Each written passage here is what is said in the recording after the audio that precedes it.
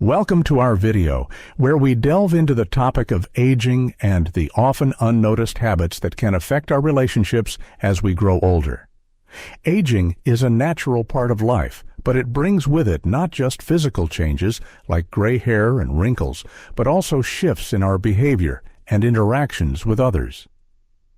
Many of us may not even realize that certain habits we develop as we age can create barriers between us and those around us. In today's video, we will explore 10 common habits that can be quite unpleasant and may be impacting how we connect with friends, family, and even younger generations. The goal is not only to identify these habits, but also to provide you with practical solutions to help improve your interactions and relationships. We believe that by raising awareness about these behaviors, we can foster a more positive and meaningful connection with those we care about. Understanding these habits is crucial because it allows us to reflect on our own actions and make necessary adjustments. The good news is, it's never too late to change. By recognizing these patterns, we can work towards living a more fulfilling life, enhancing our connections, and becoming role models for others. So, as we embark on this journey together, we encourage you to engage with us. Share your thoughts and experiences in the comments below. Have you noticed any of these habits in yourself or someone you know? Let's create a space for discussion and support as we explore how to age gracefully and positively. Stay tuned as we dive into our first habit. One of the most common habits that many older adults may not even realize they have is the tendency to criticize younger generations.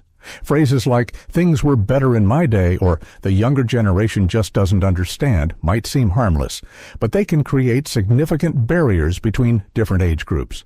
This habit often stems from nostalgia and a longing for the past, but it can unintentionally foster resentment and misunderstanding. Research shows that continuous criticism can negatively impact the mental health of younger individuals, making them feel disrespected or misunderstood. Instead of building connections, these remarks can widen the gap between generations, leading to strained relationships. It's important to understand that each generation faces its own unique challenges and has valuable lessons to share. So, how can we change this narrative? A great first step is to shift our mindset. Rather than focusing on what's wrong with the younger generation, we can open up a dialogue by asking questions that invite understanding. For example, instead of saying, "you just don't get it," try asking, "what do you think about this situation?" Or, "what positives do you see in today's world?" By adopting a more curious and empathetic approach, we not only enrich our own perspectives, but also create an environment where younger people feel valued and heard. Remember, connection comes from understanding and empathy, not from pointing out faults. Now, we'd love to hear from you. Have you noticed this habit in yourself or someone close to you? Share your thoughts and experiences in the comments below as we continue our exploration of these habits. Another habit that often develops as we age is the tendency to neglect self-care. Many older adults may find themselves overlooking their appearance or personal hygiene, thinking that it no longer matters.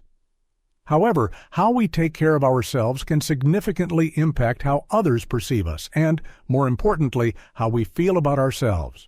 Imagine walking into a social gathering with unkempt hair or wrinkled clothing. While people may not voice their opinions, the impression you leave can be quite profound.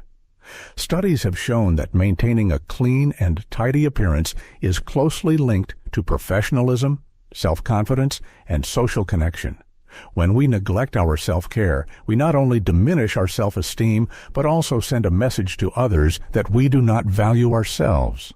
So, what can we do to improve our self-care routine? It doesn't have to be complicated or time-consuming. Start with the basics. Ensure that your hair is neat, wear clean and well-fitting clothes, and take a few moments each day to check in with yourself in the mirror. Remind yourself, "I deserve to take care of myself and love who I am."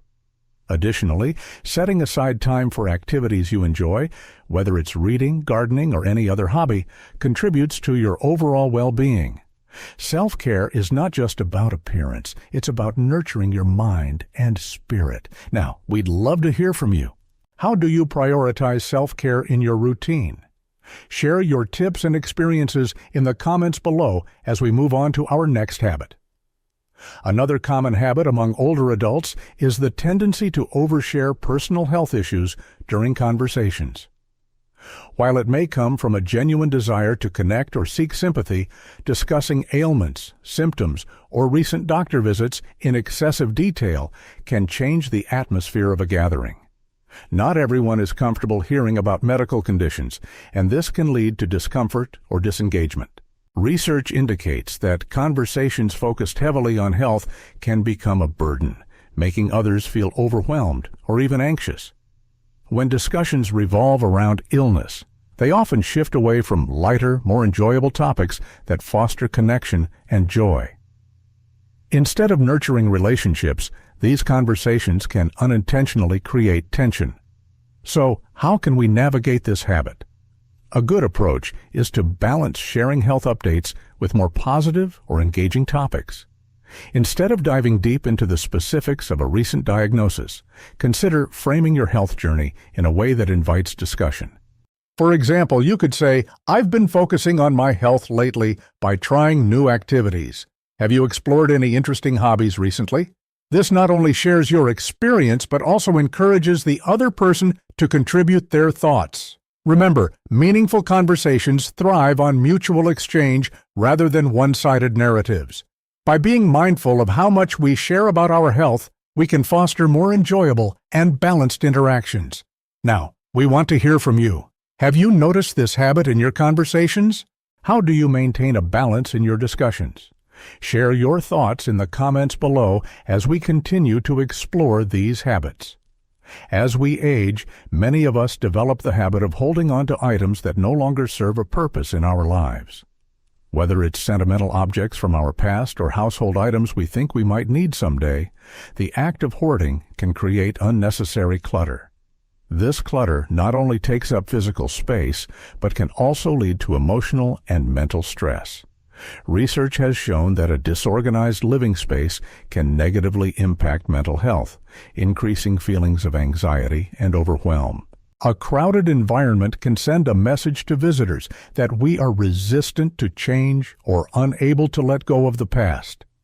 This can create a less welcoming atmosphere in our homes and may even strain relationships with family and friends. So how can we break this habit? Start by evaluating the items in your living space. Ask yourself questions like, does this item bring me joy? Or, is this really necessary in my life right now? If the answer is no, consider letting it go. You might be surprised at how liberating it feels to declutter your surroundings. Consider starting small by tackling one area at a time, such as a drawer or a closet. You can also donate items that are still in good condition to those in need, which not only clears your space, but also gives your belongings a new purpose. Now, we'd love to hear from you. Have you ever felt overwhelmed by clutter? What strategies do you use to keep your space organized? Share your experiences and tips in the comments below as we move on to our next habit. Another habit that many older adults might not realize they have is the tendency to interrupt others during conversations. This can happen in a well-meaning effort to share experiences or provide advice, but it can unintentionally make the other person feel unheard or disrespected. Interrupting can disrupt the flow of dialogue, leading to frustration and a breakdown in communication. Research indicates that when people feel interrupted, they may withdraw from the conversation or hesitate to share their thoughts. This can create an atmosphere where meaningful exchanges are stifled, ultimately impacting relationships. In a world where every voice matters, it's essential to ensure that everyone feels valued and heard. So, how can we improve our conversational skills? Practicing active listening is a great starting point. This means giving your full attention to the speaker, maintaining eye contact, and resisting the urge to jump in before they finish their thoughts. A useful technique is to wait a few seconds after the speaker has finished talking before responding. This pause not only allows you to gather your thoughts, but also shows respect for what the other person has shared. If you find yourself feeling the urge to interrupt, try using phrases that encourage further dialogue, such as, "That's interesting. Can you tell me more about that?" Or, "I agree with you, and I'd like to add." This way, you affirm the speaker's contribution while smoothly transitioning into your own thoughts. Now, we'd love to hear from you. Have you noticed this habit in yourself or someone close to you? What tips do you have for practicing better listening? Share your thoughts in the comments below as we continue to explore more habits. While being frugal is often seen as a commendable trait, excessive frugality can lead to uncomfortable situations for those around us. Many older adults might find themselves scrutinizing every expense, refusing to tip service workers, or constantly complaining about prices.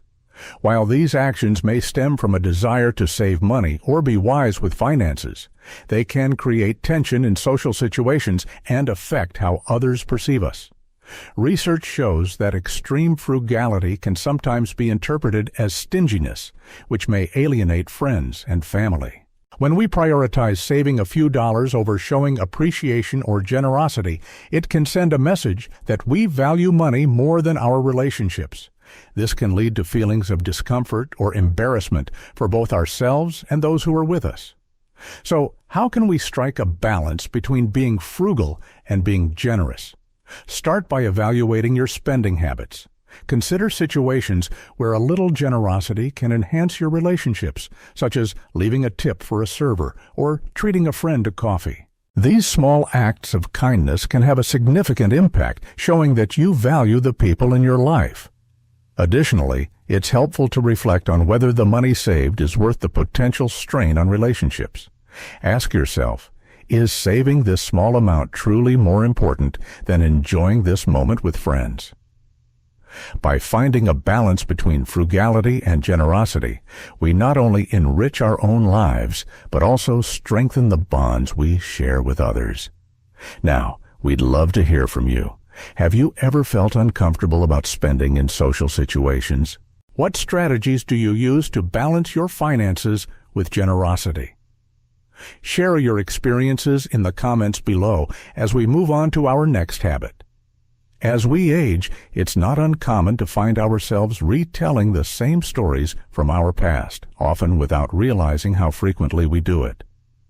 While reminiscing about cherished memories can be comforting, constantly repeating these tales can lead to boredom for those listening.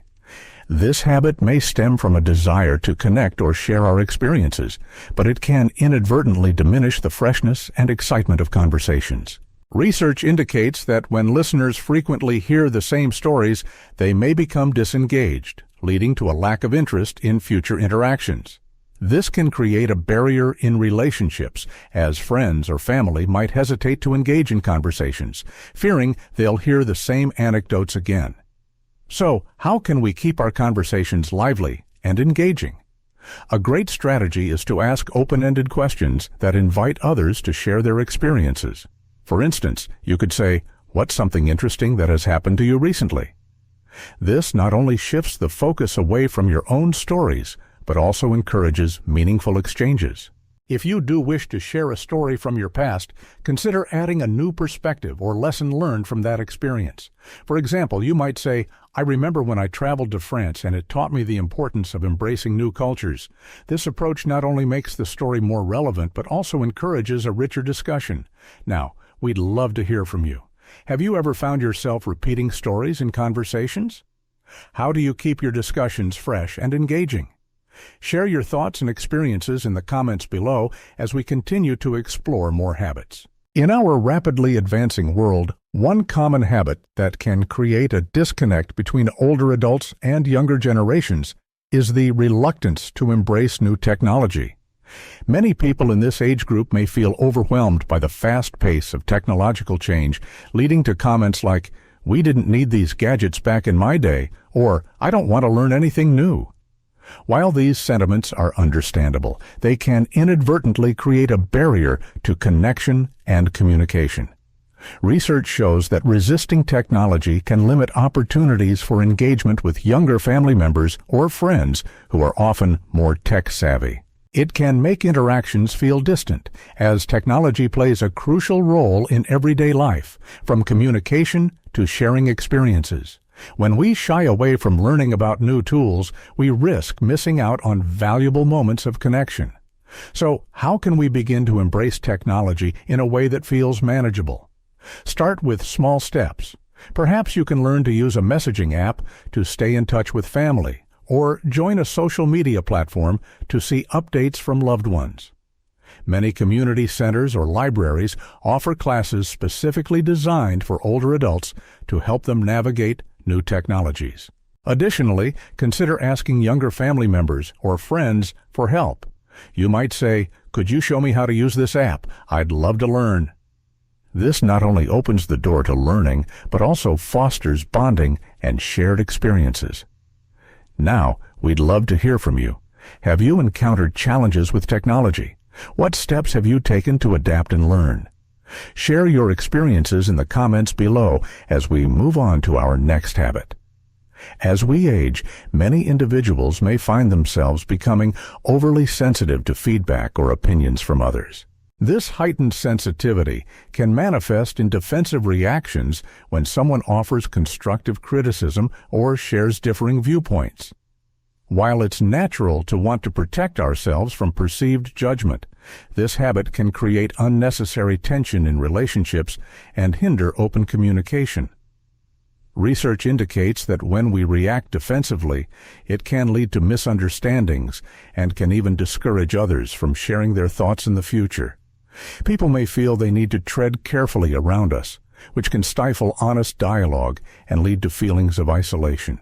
It's important to recognize that constructive feedback is often intended to help us grow rather than to criticize us. So, how can we manage our sensitivity to others' opinions? A good first step is to practice mindfulness.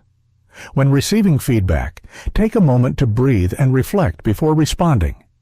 This pause allows you to process the information without an immediate emotional reaction. You might say, "Thank you for your input. I'll think about what you shared," instead of jumping to defend yourself. Additionally, try to reframe how you view feedback. Instead of seeing it as a personal attack, consider it an opportunity for growth. Ask yourself, what can I learn from this perspective? By embracing feedback as a chance to improve, you not only enhance your relationships, but also foster an environment where others feel comfortable sharing their thoughts. Now, we'd love to hear from you. Have you struggled with being sensitive to feedback? What techniques have helped you become more open? Share your experiences in the comments below as we explore our final habit. One of the saddest realities of aging is that many people tend to neglect their health as they grow older. This neglect can manifest in various ways, such as skipping regular exercise, ignoring dietary needs, or postponing routine health checkups. While it's easy to fall into the mindset of, "It doesn't matter anymore," this attitude can lead to serious physical and mental health consequences. Research shows that maintaining a healthy lifestyle is crucial not only for longevity, but also for enhancing the quality of life. When we take care of our bodies, we feel more energetic, engaged, and able to enjoy our time with loved ones. Conversely, neglecting our health can result in increased fatigue, chronic illnesses, and a diminished ability to participate in activities we love. So, how can we prioritize our health more effectively? Start by setting small, achievable goals. For instance, aim to walk for just 15 minutes each day or incorporate more fruits and vegetables into your meals. These small changes can accumulate over time and lead to significant improvements in your overall well-being. Additionally, don't hesitate to seek support from friends or family. Join a community fitness class or a healthy cooking group. Having a support system not only makes the process more enjoyable, but also holds you accountable for your health goals. Remember, taking care of your health is not just a personal responsibility. It's a way to show love and respect to yourself and those who care about you. Now, we'd love to hear from you. What steps do you take to maintain your health? How do you stay motivated? Share your experiences in the comments below as we conclude our exploration of these habits.